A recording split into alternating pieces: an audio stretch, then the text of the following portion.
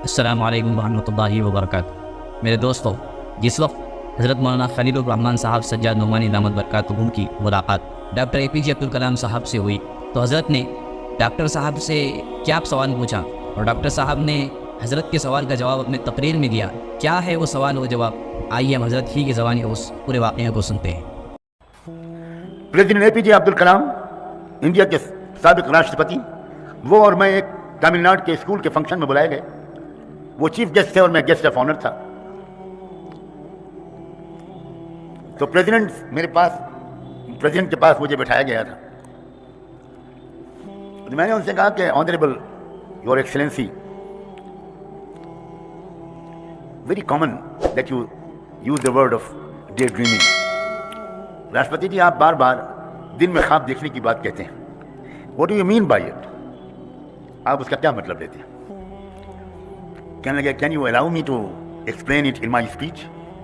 क्या आप इजाज़त देते हैं कि आपकी इस बात का जवाब मैं अपनी तकरीर में दूंगा?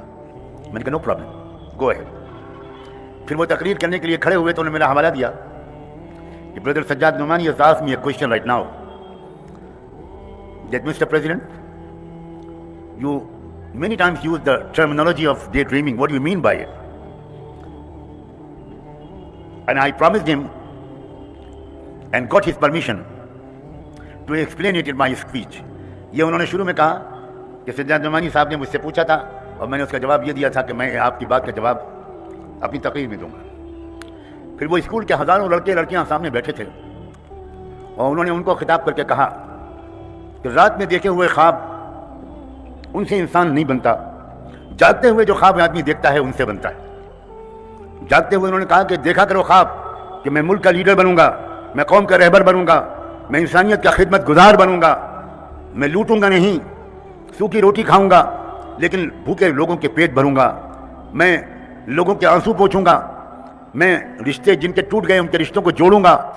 बड़ी शानदार तकरीर की प्रेसिडेंट APJ अब्दुल कलाम ने। मुसलमानों, तुमको फ़ख्र होना चाहिए, मगर अफसोस फ़ख्र तो तब हो जब तुमको कुछ मालूम हो।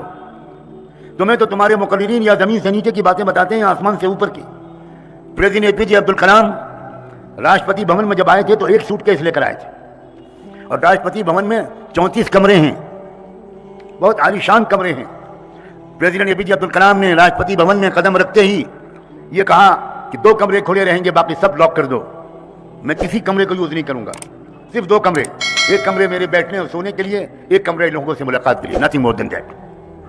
और कैन यू बिलीव इट, मुसलमानों फ़ख्र करो, प्रेसिडेंट APJ अब्दुल कलाम अपनी चाय की एक एक प्याली अपने लंच और डिनर और खाने के पैसे अदा करते थे। यह है मुसलमान सदर जमहूरिया।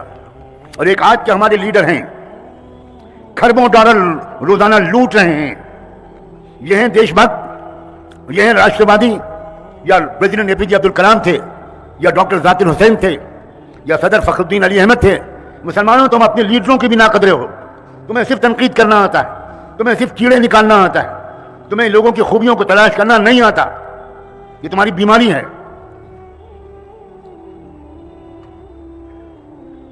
प्रेसिडेंट APJ अब्दुल कलाम के भाई और उनकी फैमिली, प्रेसिडेंट ने तो शादी की नहीं थी, तो भाई और उनकी फैमिली की ख्वाहिश थी कि वो भी दिल्ली आएँ और सदर जमहूरिया को, अपने भाई को सदर बने हुए देखें और राष्ट्रपति भवन में ठहरे।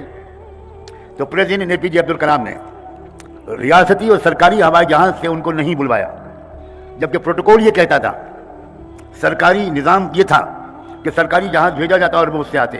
But president Abdul Kalam denied it, नहीं, बिल्कुल नहीं। उन्होंने ऑर्डिनरी फ्लाइट से उनको बुलवाया, खुद अपनी जेब से पेमेंट किया।